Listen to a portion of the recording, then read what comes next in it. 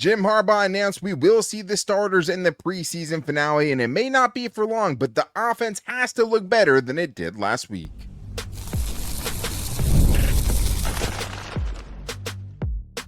You are Locked On Chargers, your daily podcast on the Los Angeles Chargers. Part of the Locked On Podcast Network, your team every day. What is up, and welcome into the Locked On Chargers podcast. I'm your host, Daniel Wade, joined as always by my co-host, David Droegemeier. And today's episode is brought to you by Kalshi. For a limited time, download the Kalshi app and use the code LOCKEDON to get $10 when you trade $10. David, what do we got today?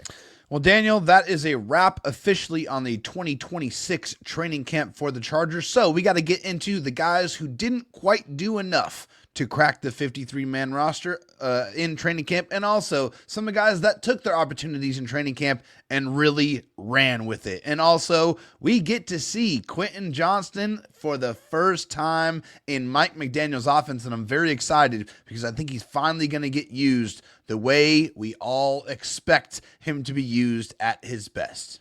And I don't think we've seen it yet, which has always been kind of our frustration with Quentin Johnston. For as much as, the strides he's made offensively, there still feels like a better way to use him. And we should get to see that because Jim Harbaugh did say that the starters will play about 6 to 9 plays on Thursday night. A couple of weeks ago, we had heard from him that they were going to play one series in the second game of the preseason. And he was, a man of his word. They played 3 plays, went 3 and out, and they were off the field. This week, we were supposed to get 2 series, but he said it's less about the series and more just about the amount of plays that they get to have, right? And I think, the perfect scenario is the Chargers have, 6-play, 75-yard touchdown drive, and everything looks awesome. But it does feel like, David, with a chance here to see the starters one more time, it gives us one more chance to kind of, I think, feel better and calm some concerns that we may have about the Chargers offense that has looked pretty rough during the first couple of preseason games, mostly last week, I would say specifically. But obviously, when you go 3 and out with your first team offense, that's not going to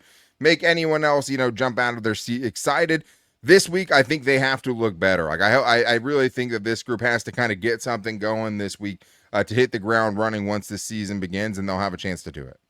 Yeah, they absolutely will. I think they got to put a drive together. They got to string a couple of plays together, get a couple of first downs, and I think that's going to make people feel a whole lot more confident. Also, let's get some traction on the ground. Like let's get some yards in the running game. Like we know Mike McDaniel is a savant in the running game. He knows how to construct it. Over 8,000 rushing yards in the 4 years that he was in Miami, so he knows how to do it. So I'd love to see that. Very much excited about Omarion Hampton this year, and I don't feel like that first series, the 3 plays that we got to see, is really any indication of what we're going to see out of him or out of Justin Herbert in the 2026 season. And I think we're all just hoping that this time when they go out there against the Rams here in this third preseason game, that they're able to string some offense together, have some good catches, hopefully punch it into the end zone. And I think if they're able to accomplish that on the first drive, that'll probably be it for the starters until we see them suit up again on September 13th for the first game of the season. Well, it does feel like the 6 to 9 plays is very intentional because it basically means if they have a good drive on the first drive, then, we'll get them out of there. And if they go 3 and out the first time, we'll put them out there for one more drive to see if they can get something going, right? Yeah. And Mike McDaniel said something interesting about how he thought that there were a couple of players that would have left after the first 3 plays anyways in the last game, even had they gotten the first down, which would have been kind of weird, So, I mean, maybe, if they go 3 and out the first time and they have a 5-play, 7-play drive the next one, maybe Trey Lance trots in there for Justin Herbert. But I agree with you. Would really love to see the running game get going, because the other thing was, like, from the get-go, the first opening snap, obviously this group's first time together in live action is something that's important context there, but it just got blown up immediately. Like you have guys not blocking who they're supposed to. You go double tight end. David Njoku barely touches a dude on his way in to just drown Omarion Hampton really in the backfield. Totally disjointed, totally discombobulated. Yeah. This is a chance for this offense to kind of look like what we're hoping to see. And I think a big part of that is that, getting it all together and just wanting to see a much cleaner operation, David, because if there was one thing that really stood out, maybe not as much in the first 3 plays with the first team offense, but just overall in that game, was just a completely, undisciplined, sloppy mess that the offense was that really kind of derailed any success the offense had last week leading to that blowout game. But yeah, it would be a lot nicer, especially, when the first half should be a lot of guys who are going to be on this team, for them to look much more in sync and much more disciplined in preseason week 3. Yeah, and it was not just us who realized or recognized how bad kind of things looked out there, and very much so that Coach Harbaugh expects things to look very much different in this preseason game. He said at his press conference, there was a pre-snap error, post-snap error in terms of assignment or technique. We were moving our feet at the receiver position, covered up the tight end a couple of times, emphasis on it, focus on pre-snap and also the post-snap of doing someone's job. We want to see that there's improvement made. And I think everybody wants to see that. And in this offense, right, with Mike McDaniel, part of the deception is all of the motion, trying to figure out the best matchups, trying to, get up to the line of scrimmage, force communication early, just trying to stress the defense in as many different ways as possible. But everybody's got to be on the same page. Everybody's got to be synchronized.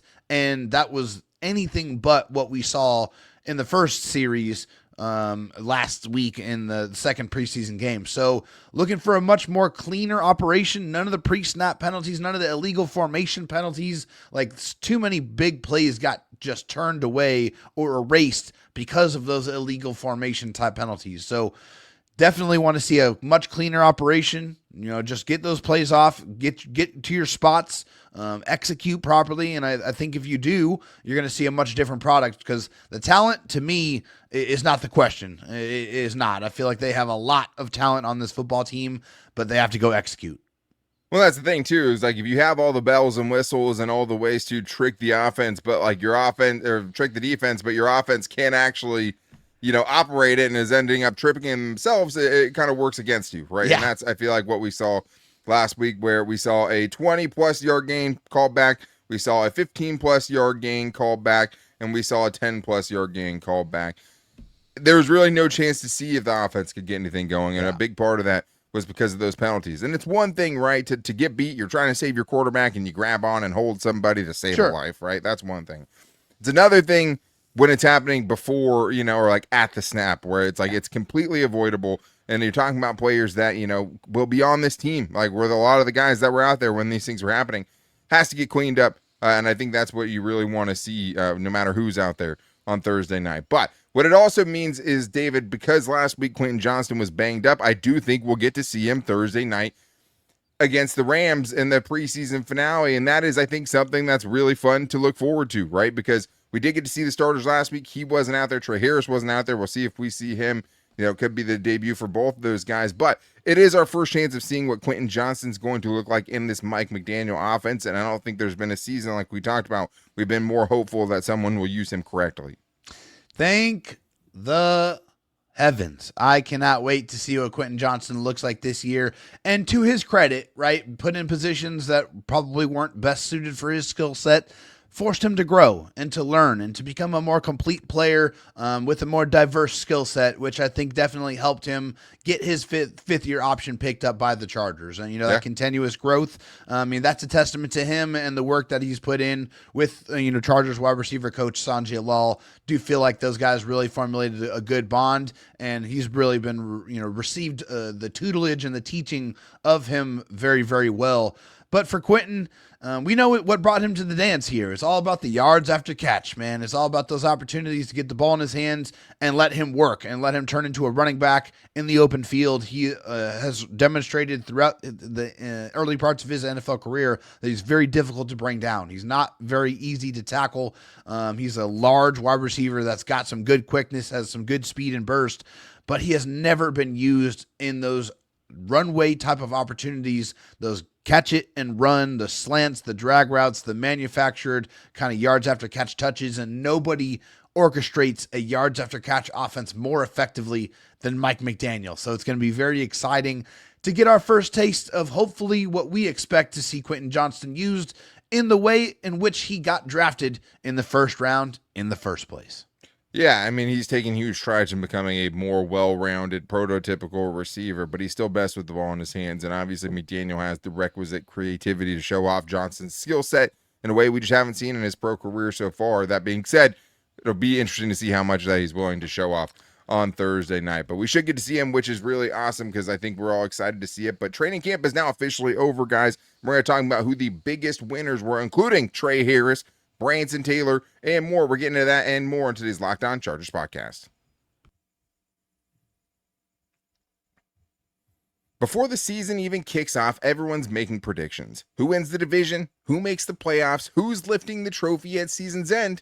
On Kalshi, America's #1 prediction market platform, you can trade those predictions in a live market. Right now, the market's at 59% of the people thinking the Chargers will make it into the playoffs, but you could also go with their win total as well, where only 44% of the market thinks the Chargers can get back to 11 or more wins. Right now, 82% of the market that thinks the Chargers will win their first game against the Cardinals in week 1. On Kalshi, you're trading against peers in a live market, meaning there's no house and the probability changes. You can buy in and out of your position, trade the draft, pick the game, and more on Kalshi.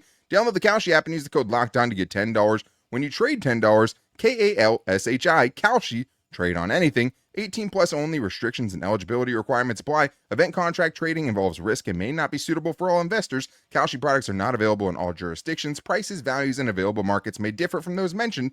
For more information, see kalshi.com/regulatory. Support for today's episode comes from Square. Behind so many of the local businesses that people visit every day is Square, a platform designed to help businesses sell, manage, and grow. Whether it's a neighborhood coffee shop, a packed sports bar on game day, or your favorite restaurant, Square brings payments, banking, and more together in one connected system. It helps business owners spend less time managing technology and more time focusing on their customers, which I think, as someone that's worked in the service industry, such a lost art. But Square isn't just a payment processor, it's a complete business platform built to simplify the day-to-day, from accepting every major payment method to managing inventory and helping businesses access their earnings faster. Square gives owners the tools they need to run their business with confidence. If you're starting a business or running one that deserves better tools, Square helps you sell, manage, and grow without slowing down. Right now, you can get up to $200 off of Square hardware at square.com/go/LockedOnNFL. That's SQUARE.com/GO/LockedOnNFL. Run your business smarter with Square. Get started today. All right, David, we have some more to get into because training camp is officially wrapped up, meaning we have seen what we're going to see, right? The everyday press conferences, the everyday practice notes that we're getting, unfortunately, are over. It makes me wish they just could do open practice throughout the season so we could keep more up to it, but it just means that the season is almost here. And I think there were some clear winners of this preseason and mostly training camp in particular that are worth shouting out, because it's guys that we either didn't know what to expect or weren't expecting anything from, that firmly put themselves on the map and either earned themselves a spot on this roster or earned themselves a big role offensively or defensively. And I'd start with Tre Harris, because Tre Harris is a guy that had a nonchalant, rookie season where he was asked to block a ton. He did a lot of the dirty work. You had 3 guys ahead of him in Quentin Johnston, Keenan Allen, and Ladd McConkey, and he never really found his footing as a consistent wide receiver. And this year was going to be big after not bringing Keenan Allen back into the mix. And I think he's done more than enough, including, getting to sit that first preseason game with the rest of the starters to kind of show what role on this offense he should have, and that he should absolutely have a big one on it. Yeah, I think it started, first of all, just with him putting on some good weight, adding a little bit to his frame, getting a little bit bigger, because we know that, one of the best parts of his game is his ability to go block and to be able to, really add a lot of value in that particular aspect, in which, you don't really see that a lot in a wide receiver. But it's all about him catching the football, which he did a whole lot of in training camp. It just seemed like every single practice report that we were reading is Tre Harris had 3 to 5 catches every single day. Or, hey, he made this amazing one-hand catch, or he was able to track the ball over his shoulder and go grab one in a tight window in a contested catch situation. He showcased his ability to do the routine plays and the spectacular plays, which I feel like with Keenan Allen not being here and now being a member of the Indianapolis Colts, that's 100+ targets that are now going to be spread across a lot of different options. And I know Tre Harris is feeling like he has put himself in position to snag several of those here in 2026. He definitely had the 2 most impressive ones, right? The deep ball over Dante Jackson that he brings in with the well-adjusted body control, and then the other one, perfect coverage by Cam Hart. He snags it one-handed. both of the two most viral catches during training camp, two of the best ones. And I think, yeah, he has shown, I think everything you want to see as far as someone who could break out into a much bigger role in year two. I think maybe the player that had the biggest leap of where we thought he was to where he is finishing things now, even as he's not out there, is Branson Taylor. And Branson Taylor makes this list here because he wasn't even on the radar. Hell, they drafted two dudes to go take his spot, right? Like straight up. And now, even while being banged up and getting hurt in that last game, it feels like if he's healthy, he's 100% making the roster. And I mean, the amount of ground that dude made up after being kind of a disappointing 6th-round pick last year that got cut is incredible, and it's an awesome story. It is an awesome story, and it's also just another example of the Chargers being able to give people feedback and to be able to develop players, man. It's so awesome. Like, Justin Eboigbe, after his rookie season, was an afterthought. Right? Nobody really expected anything from him. He got some very pointed instructions on what they expected or what they needed him to do to get to that next level. He was able to take that constructive criticism and be able to implement it in his game, and that turned into a 6-sack performance in the next season right after that. And Branson Taylor seems like he is able to take that same constructive criticism and really implement it into his game. And it was a complete night and day situation. He went from a guy that was an automatic cut, just didn't have to think about it whatsoever, to a guy who firmly entrenched himself not only on the 53-man roster, but he was right in the mix to be the starting left guard for the Chargers, man. He played really good football, and gonna give him a lot of credit, and my hat is virtually off to Branson Taylor for doing everything he could to change the trajectory of his NFL career. So I got to tip the cap when you got the headphones on, because taking it off becomes a whole different thing when you're Can't do podcasting. But there's a few more guys I want to spotlight here for sure. I will package these two together, including a guy you just brought up in Teair, Tart, and Justin Eboigbe, because I mean, man, if there's one kind of consistent message that's come out throughout this camp, which is going to have to do with somebody who was one of the losers of training camp so far, was the defensive line just consistently showing up, and these two dudes being at the top of the list. I mean, based on training camp practices, Teair, Tart, and Justin Eboigbe could be in for really big seasons. I love it. The terror twins they are going to turn into with Justin Eboigbe and Teair Tart. And I think Teair Tart, if any indication, that we can glean from the practice reports tell us anything, is that the pass rush is going to be a huge uptick. And we know that Chris O'Leary, the Chargers defensive coordinator, said, hey, we need to put him in more pass rushing situations to be able to utilize that really dangerous, quick first step. And he really does have that. And he's been all over the place, making plays left, right, and center. And same thing with Justin Eboigbe. It just seems like he's ready to take an even bigger leap in 2026. And if that's the case, man, just consider you get, 8 to 10 sacks from Justin Eboigbe, and you get even, 5 to 7 sacks from Teair Tart. And that is a massive, massive difference from the season that we saw last year from Teair. And I think with the new contract, right, the expectation is that you raise your game to be able to, make sure that the Chargers place that faith in you, and they're rewarded with the performance that you're able to provide. Yeah, Teair Tart has as many interceptions the last 2 years as he has sacks, and that is one. So, I mean, that is something that, you need to see more than that.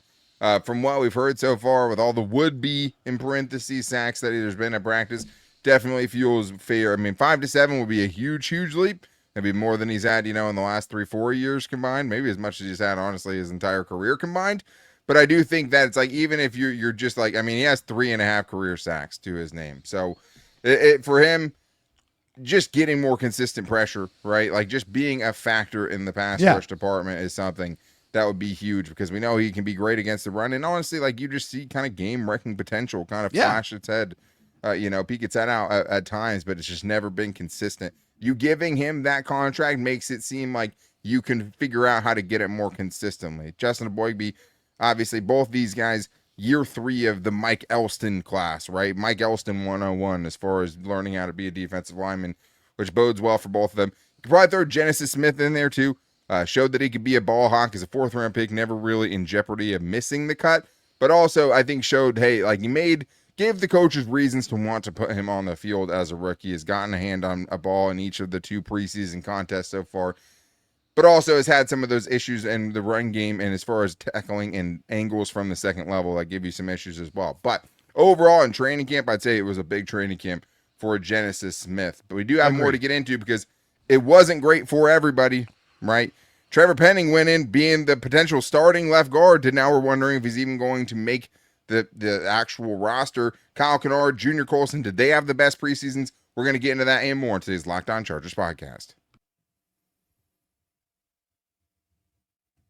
There are more live concerts than ever we're seeing right now. Games, concerts, comedy shows, festivals. The hard part usually isn't deciding what you want to attend. It's actually getting the tickets. Between long wait times, confusing checkout processes, and surprise fees, buying tickets can sometimes feel harder than it should be. That's why so many fans are turning to Game Time. The app is built to make buying tickets simple with upfront pricing, seat views before you buy, and exclusive savings opportunities that help you get to the events that you want without the usual hassle. And I think here's a life hack for you. If you go on Game Time, first of all, it's just a great way, if you don't have any plans for the weekend, to see what is going on around you and trying to find good tickets for that. But also, knowing that you get to actually see the view from your seat lets you look at all kinds of tickets, even some obstructive view tickets, and you might actually be able to get a pretty good look at what's happening. So take the guesswork out of buying tickets to every type of event with Game Time. Download the Game Time app, create an account, and use the code LOCKEDON for $20 off your first purchase. Terms apply. Again, create an account and redeem the code LOCKEDON for $20 off. Download the Game Time app today. David, where there's winners, there must also be losers. And I think for this Chargers training camp, it's hard because I don't know if there are any guys, that we've heard just consistently getting walloped or just having like really, really bad training camps. And I think part of that is because of just the competition, that has raised the standard and, the talent of this team overall, especially near the 53-man mark, right? From the 48th player to the 60th player, where this year feels like it's much closer than it's ever been for this team in recent years. So that's an exciting thing. Unfortunately, there are guys who lost out in this process. And I'll start with Trevor Penning, because the only reason he makes it on here first is just because he was the guy that we kind of penciled into that starting left guard spot, right? When you take Jake Slaughter, when you take Coyote Awashika, who's had a really polar opposite career path to Trevor Penning. Awashika, undrafted free agent, fights and becomes a backup, gets a contract with the Chargers this year, right? Trevor Penning was a first-round tackle, right? He was given every opportunity at tackle and at guard to be able to start for the Saints before getting traded to the Chargers. And I think it's disappointing because I think although we saw him kind of crash and burn last year at tackle, I think we still had hope that, he could potentially play guard and play it at a higher level to at least compete for that starting left guard spot. But, he went from, the most likely starter at left guard with Coyote Awashika and Jake Slaughter as his competition to getting passed by not only those guys, but also guys like Branson Taylor, Trey Pipkins, obviously in higher standing, getting his 4th consecutive start at left guard in the final training camp day, which is just mind-boggling. Again, go watch yesterday's show to hear more about that. But David, this was a fall from grace where now it's not even clear if Trevor Penning is going to make the roster, and it felt like he was going to have every chance to win a starting job.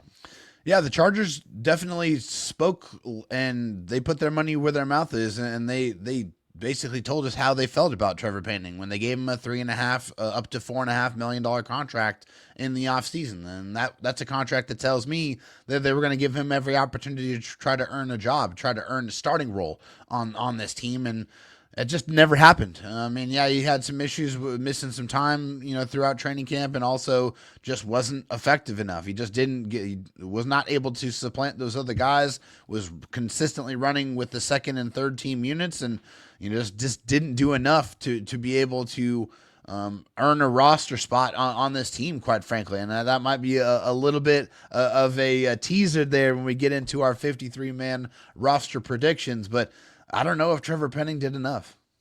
Yeah, and that's the thing. I had him on my first prediction, right? And I don't know if I can have it on my final one. I don't necessarily think he's totally out of the running because I think there's some uncertainty there at the bottom.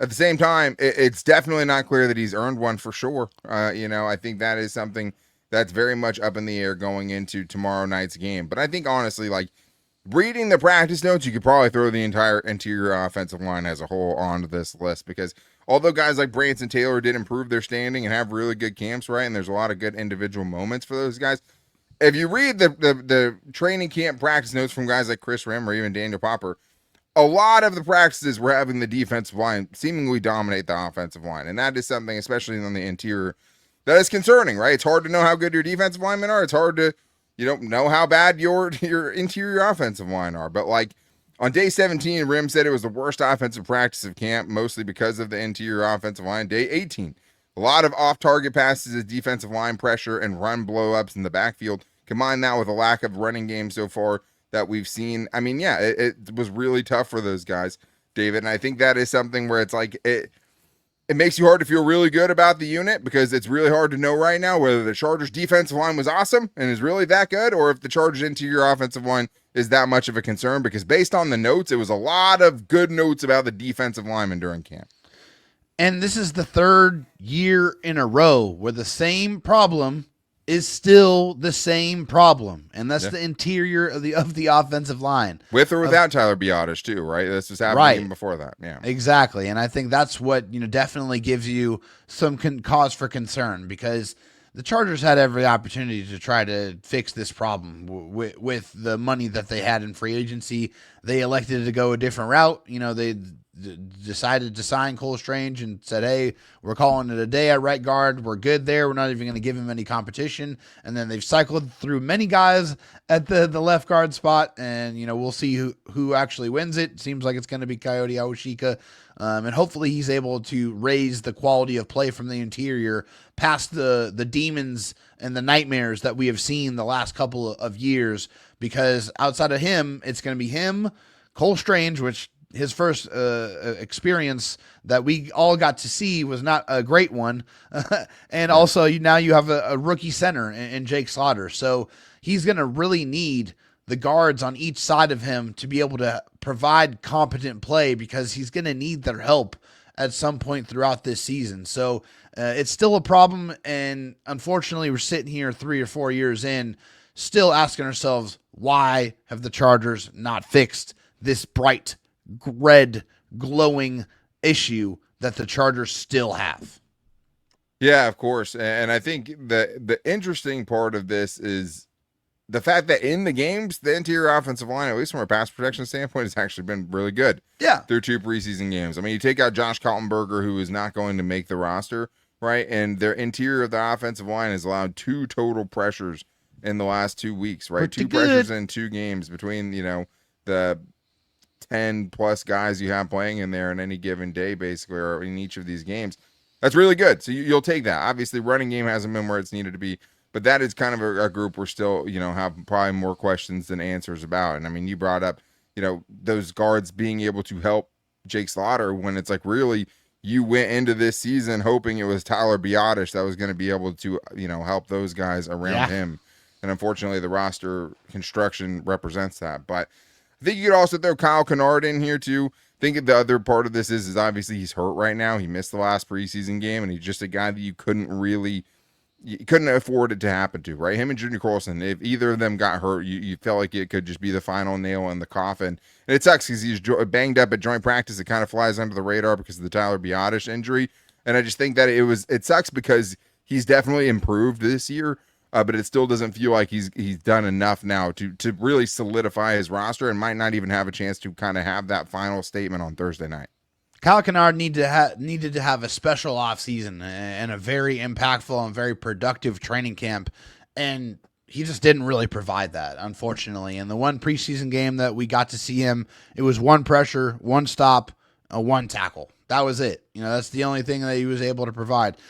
Seems like from the reports he was able to add a little bit more to his pass rush, bag. He had a few more ways to be able to get after the quarterback and provide some counters. So he's added some elements to his game. He's gotten better, but I don't think the growth has been enough to be able to say, hey, this is a guy I can trust and feel confident in my edge room that if I have to put him on the field, he's going to be able to provide quality play for me.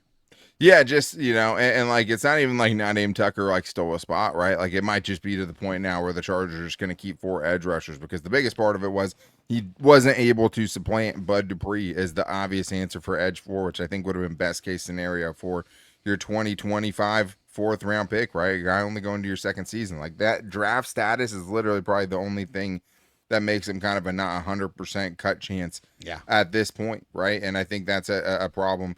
And we'll see what happens, but he hasn't been at practice still, so not looking good for his roster chances, I would say. Maybe they put him on IR. We don't know the severity of the injury. Try to buy themselves another year to figure out if they got something there, but it doesn't feel like he's going to be an impact player for them in the foreseeable future.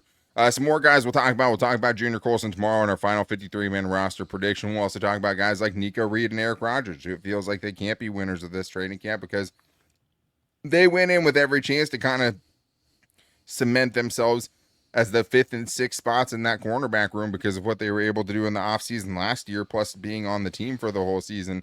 And they just didn't, right? We just didn't hear nearly enough. It doesn't feel like I ever heard Nico Reed's name really coming out of the practice report. And in the last game, it was Avery Smith that was the first of kind of the other guys that was out there on the field. Avery Smith, you could probably argue, obviously had rough moments in the game last week, but training camp, he had a really solid training camp too. But there's been a lot of bad injury news. Good news is later on today, we have some better news, which is that Brennan Thompson was back at practice in some capacity at the Chargers' final training camp day, which I think it has a bigger impact than you may think. But also make sure you're back here tomorrow for the final 53-man roster prediction. Then we'll do the game recap of the the Rams game on Thursday night. And then probably have a bonus episode if anything changes from that final 53-man roster that'll come out later on Friday, because the cut down day is Sunday. It's coming up quickly, so make sure you're back here tomorrow for our final predictions. But to make sure you don't miss it, go subscribe or follow for free on the Locked On Chargers YouTube channel and listen wherever you get your podcast from, as well as finding the show every day on all of our social media at Locked On LAC on Twitter, at Locked On Chargers on Instagram, and our Locked On Chargers Facebook page. We'll be back with you guys later on today with a bonus episode. But until then, guys, take it easy and go Bolts.